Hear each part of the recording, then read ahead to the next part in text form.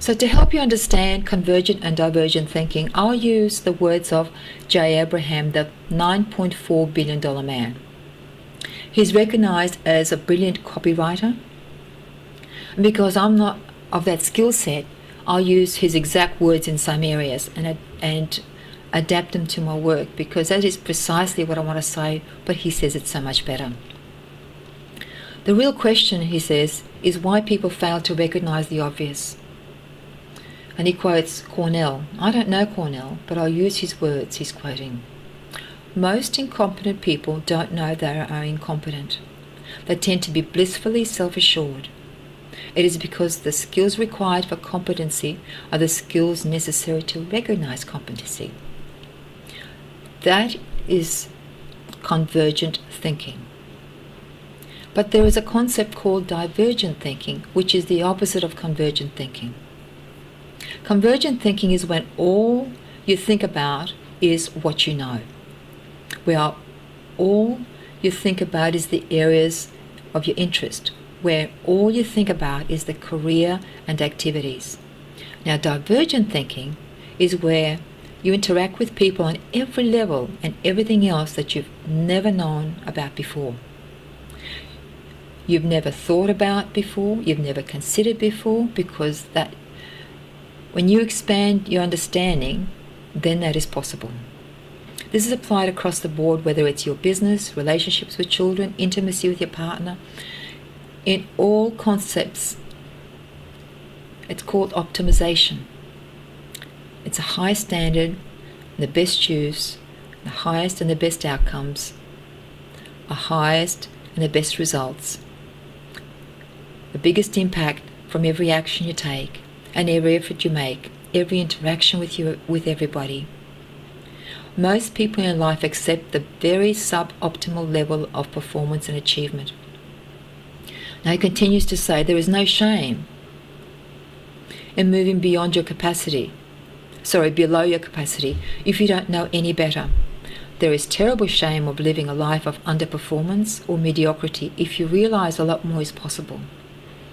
All you need to do is buy yourself, develop yourself, and pay attention to many people who understand many other elements of life that you don't. You can't get maximum results with less than reasonable understanding of the options of alternatives, approaches in different possibilities available outside your current known perspective. There's no way you can get that understanding if you stay focused on tunnel vision of convergent thinking. Now, this is what I found in natural health community as well, as I observe. We have to expand our thinking. My growth came in my life because I had a terrible childhood. I questioned how I was treated. And I wanted far better than the limited options my family and their circle of friends were confined to. I wanted better options than what I saw in the general world. The incompetent, he says, suffer doubly. J. Abraham continues, because first of all they reach erroneous conclusions that make them delighted, and they make really bad choices. Their incompetence robs them of their ability to recognize reality. Socrates said, "A life unexamined is a life not worth living." And J. Abraham says, "A business unexamined is a business not worth having." He continues, he says that he realizes that most entrepreneurs are stuck and don't even know it. And in my experience, I find that is the case in majority of businesses, in particular with the health and natural healing industry. That was frustrating for me. So I spent all my time with business people, not with the natural therapy people, when I moved into the health field, because they are the ones that fueled my expansion. The trick is to learn to see what you don't see. You have to observe what it means to you, and you have to look at things differently.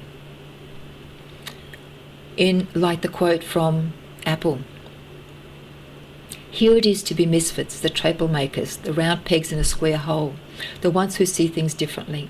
They're not fond of rules and have no respect to the status quo. You can disagree with them, we can vilify them, but the only thing you can't do is ignore them. They change things, they push the human race forward. While some see them as crazy and wild ones, we see them as geniuses. One can stare at an empty canvas and see a work of art. Another can hear a song that's never been written. And another can look at the red planet and see a laboratory on wheels where the people who are crazy and think they can change the world are the ones that do. Thank you. I think I'll stop there. This is Tata Jade.